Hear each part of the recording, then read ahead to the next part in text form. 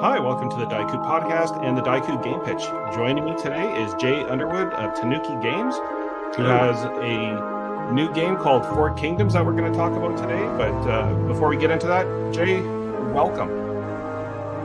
Hey, thank you for having me, Gary.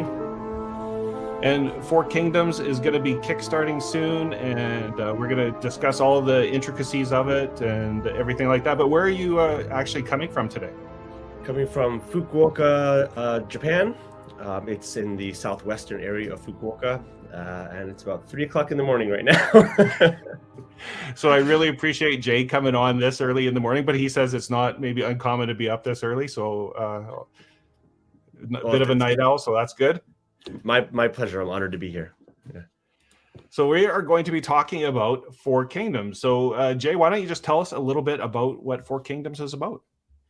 All right. Well, yeah. So here's the opening slide. Four Kingdoms is as it says, a drawing and storytelling TRPG. Very rules light. It's meant to stimulate prompts for telling an epic, sweeping, multi-generational story amongst friends. It can be played. It's designed as a 4-player game, but if you don't have the full allotment of 4, 3 players, 2 players, even a solo setting can work. It's meant to be very rules light. Can be played in a few hours, or if you want, you could even stop the game midway through and continue on subsequent sessions if you'd like. But that's sort of that. I'll bury the lead for a moment. So, I mean, the first thing that kind of jumps out at me, and we talked about this earlier, is the quiet year and kind of the similar concept of you are drawing a community, right? In a sense, yeah. Slightly bigger scale here than a quiet year, where a quiet year does have similarities in the sense that you can choose sort of genre elements going in, and okay, it's going to be sort of like a Victorian survival in the wilderness type of situation. But this sort of, it's open to very sweeping storylines similar to the romance novels like Romance of the Three Kingdoms, very famous sort of Chinese book that was made into many different video games continually these days. So this type of kind of epic storytelling thing rather than a survival story arc. And also in this game, you don't have to worry about tracking tasks and that type of thing. Focus very much on the storytelling element and the kind of silly pictures that come out of it. Cool. So how do we get the game going? You got setting up the game here, and there's a sneak peek at what it looks like on the inside. Yep. Yeah. Here's this is one of the first pages that somebody, if chooses to back this, would see when they open up the zine. It's a very simple setup. All you need is 4 pieces of paper, the booklet, of course, some colored pencils, a few index cards, and a deck of playing cards, and you're ready to go. And that's it. No need to make any characters or anything like that. So this is like an impromptu, hey, we want to play a game. Let's play Four Kingdoms tonight. That's right. Yeah. And there's other functionality to the game, but I'll save that for later. Okay. And the game has started already. So at the beginning of the game, you will take one of those index cards, slam it in the middle of the 4 pages, and then create collectively a center of the world. The booklet would offer a prompt. In the ancient world, there was something in the center, and everyone will think about what that center is. A giant magical tree, an old swamp, a derelict spaceship, whatever you want it to be.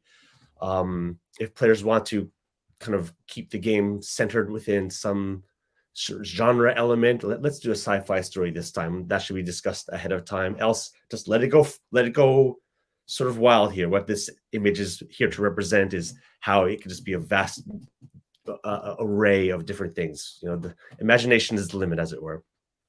Okay, and then once you have your center, you go into.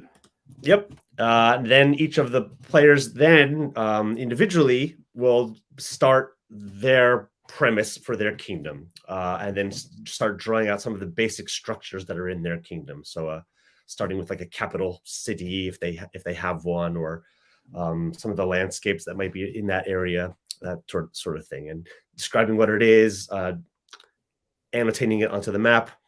And it's essentially, this is part of the prelude of the game, which is giving players a chance to sort of just set up what is going to be the foundation of the story that comes later. Okay, and we've got some cards that come out.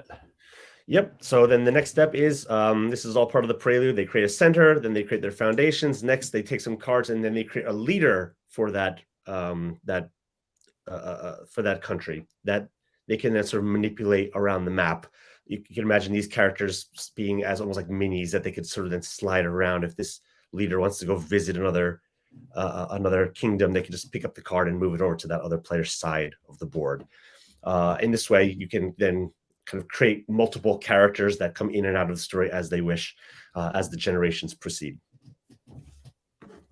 Cool. And then the MacGuffin. Yeah. So then one more thing. These are just the sort of the tools, the kind of sandbox of things that are established early on before the story begins. So some sort of magical item, some sort of object that can also be sort of passed around that the leaders or the kingdoms might want to sort of fight over, some sort of something unique, some sort of artifact or a MacGuffin,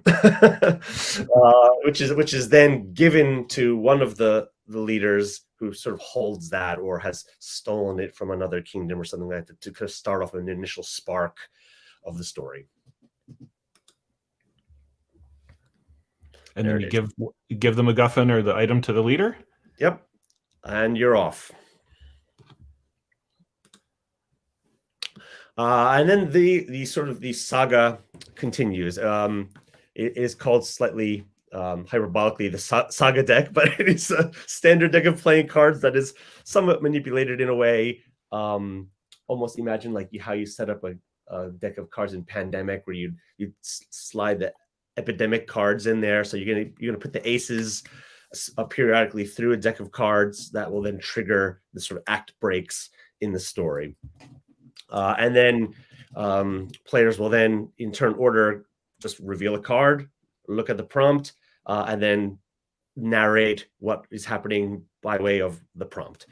In addition, players are given 3 cards from the deck before prepping the saga deck if they wish to sort of replace the prompt that they've drawn if they feel like it doesn't quite fit what their kingdom is sort of attempting to achieve here.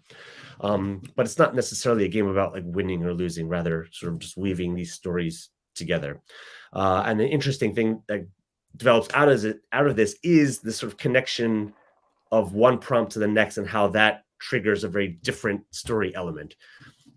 You may very early on sort of develop something miraculous discover something miraculous in nature, and then the next one is some sort of conflict ensues, and so you say, oh well, what is the thing that we discovered and why did a conflict into because of that thing? So the prompts sort of hook it together, thus creating the story. And I noticed that the text is in Japanese, but the booklets on the crowdfunding, that's going to be English. Yes. Or we were thinking about giving a ready-made course, 101 Japanese course for all backers too. No, I'm just kidding. Yes, it will be in English. You're branching out. Yes. And then you create some amazing worlds. Yes, and so like over the course of the game, the map will just get filled up with all sorts of different events that are happening based on the saga deck. You can create new elements, erase things. There's a prompt that has you actually manipulate the paper of the board rather than just drawing on it, which can make some really interesting things happen. And by the end, you're sort of left with this kind of game artifact that then you can kind of look back on and retell that story after the fact as an interesting memory of that gaming night. And here's some samples. Here are some pictures of players who've made their worlds. The art itself is a bit small, but you can imagine some players have better degrees of art skills than others, but that doesn't matter. That's what we like. We want people to sort of just be as silly or as serious as they want to be. There's no conflict resolution mechanism in the game, though kind of hardcore role-playing gamers are encouraged to sort of bring their own if they want, bring a set of dice to it. If during the storytelling they want to sort of resolve moments of combat, go for it. It's sort of encouraged, in fact. And this would probably be a good world building exercise, really. Like when you think about it, like this could be the basis of any kind of adventure or role playing game that you have moving forward. Exactly. Yeah. So I play D&D on the regular, and sometimes you just don't want to play in a already developed IP, so you'd rather just create your own. And so I've just played this game solo myself, and just use that as then the premise of the world to play in for a one shot or a pickup session or something like that. In fact, as an English teacher living in Japan, one of the reasons I wanted to make this game was to help introduce my students to the joys of role-playing and storytelling. And in this way, we would play the game, and then afterwards, they can kind of tell me about their story as a extension activity and what have you. And it's sort of multi-purpose that way. But yeah, you're exactly right. Yeah. That's great. And so tell us who is involved with it. You already kind of told us like your original concept of why you brought it to life. How long did it take from that initial kind of, hey, I'd like to do this, to where it is now? That's a bit of a longer story, but the Tanuki Games is some of the names are here on this slide. Juha Vaitanen, David Kendrick, Stephen Case, and myself, as well as the very supportive families who help us along the way. As we were talking about earlier about dealing with stock that's just laying in the side rooms. But Stephen's really championed, sourcing the art, doing the layout of the book and whatnot. I'm really the group's weekly DM, and always throwing my lofty ideas at them. Oh, let's do this time. Let's do this time. And actually, the idea originally developed out of just local gaming groups sitting around wanting to do something, again, not wanting to use an IP world. So we just started making our own. Okay, I'm going to make a world that's based on summer. I'm going to make a world that's based on winter. You'll do one in fall. You'll do one in spring. Let's slam them together around this giant tree, and that idea just stuck in my head. And for some reason, it kept coming back time and time again. And therefore, we just thought, well, maybe it would have greater appeal, thus the Kickstarter. Cool. And speaking of the Kickstarter, here it is. Yep, starting tomorrow, February 1st, or from February midnight. 1st. So for those watching at home, the link is in the video description, and I encourage you to go check it out and make sure you're following the Four Kingdoms. And just tell us about the reward levels. Is there like specific levels, or is it just kind of the book at this point? It is the book. We're offering it in various forms. A PDF form, a printed version, and then we're offering some chances to actually play the game with us. Like, come on board, and some people. I know a lot of people on Kickstarter will just go and back hundreds of projects, and they'll just get their hoard and collect them, and really never get a chance to play a lot of the games that they back or buy. And so we want to offer players and sort of like just help them or guide them through it, and just get to know other gamers that are out there in the world. So that is one of the tiers. I encourage people to just check out the Kickstarter and see some of the other ones that are available. We have some videos displaying the game, a little bit more detailed close-ups of the inside of the book in English, so people can check out what some of the prompts are, et cetera, et cetera. And when are you going to deliver? So if we're backed, you will be. You're on Game Pitch. It's gonna happen. Yeah, that's right. So the Kickstarter is for a month, and then after that, I believe we'll be shipping it out in March. Very cool. Is there kind of anything that I didn't ask or didn't pick up on? Any kind of nuance that you go, oh, I wish you would have asked this? No, I love it. Short and sweet, man. Like, it's a very easy to play game. We're hoping that gamers aren't what was the word I'm looking for? Aren't scared off by RPG gaming. We want to make it open and sort of available to anyone who is interested in playing these type of games. And this game is one of those. It's simple. You can get right in, but it's also good for both really veteran gamers as well as, you know, trying to introduce someone to the hobby, I think. Cool. Well, Jay, it's been a pleasure to have you on the show, and want the best to happen for Four Kingdoms. Everybody should go check it out on Kickstarter, and the links are all below for the social media. And now you can finally get some sleep. 3 a.m. in Japan, you can probably crash cut down a little bit.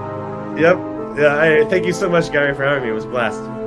Great. And if you have a game to pitch, visit diekugames.com and tell them Game Pitch Gary sent you. Hey friends, are you looking for a game that is not Dungeons or Dragons? Well, we got exactly what you need at Dieku Game Pitch. We got zines, we got OSR, we got adventures. But wait, there's more. We got solo games, we got journaling games, we even got card games and dice games. Oh hell, I don't even know what kind of game this is, but we got it.